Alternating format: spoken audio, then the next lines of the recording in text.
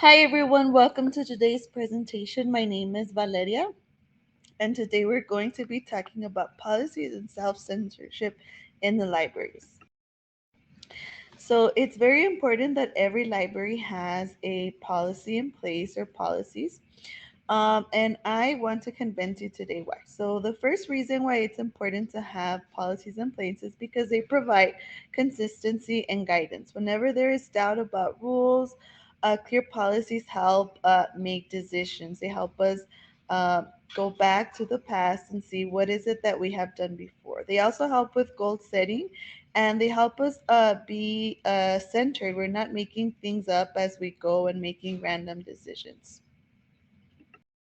Another reason why policies are important in libraries is because anyone can follow them. If you have an aid, they are able to refer back to it as well as successors and substitutes. I know when I am able to get my own library, I'm going to be so grateful if the librarian that I am replacing has a policy in already in place that I can follow and maybe adjust depending on the library's needs.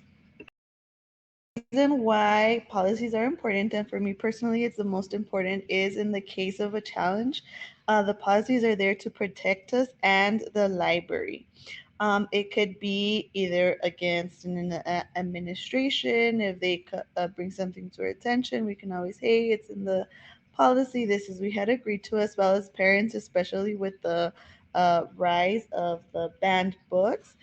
Policies help us know that what we picked is there for a reason, and it does follow the policy. All right, so now we're going to go ahead and move on to self censorship. So, in an article by Tudor and Moore from 2022, I learned that self censorship is when a librarian picks out books for a collection based on their own beliefs.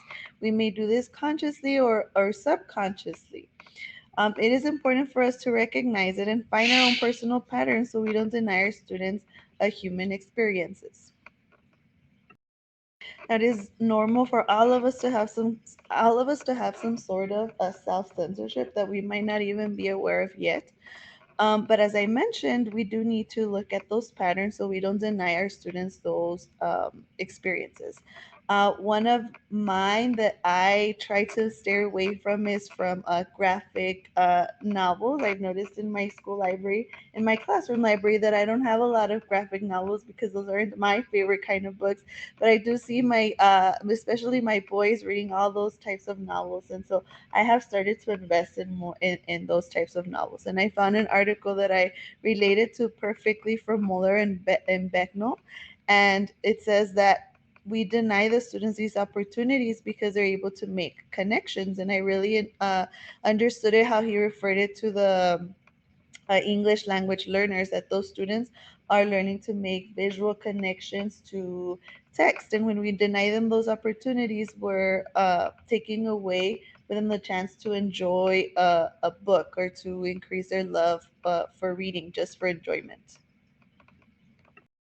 So in the article by Kyle, I also learned that all books are good books as long as kids are reading. At times, our own taste and preferences of what we consider good literature can blind us and cause us to be selective. Like I mentioned before, I don't really love the Captain Underpants books, especially, and would prefer my kids to read something with more, let's say, maturity. But the kids love the books, and at the end, it's just about getting them to read anything at all. Of course, this article helped me realize that even though I don't love all the popular books, they're still necessary in the library and I should still have them in the collection because ultimately we want our students to be well rounded. It's not my job to choose the books for my students, it's my job to give them the freedom to choose whatever makes their reader's heart happy. And here are my resources. Thank you so much for watching.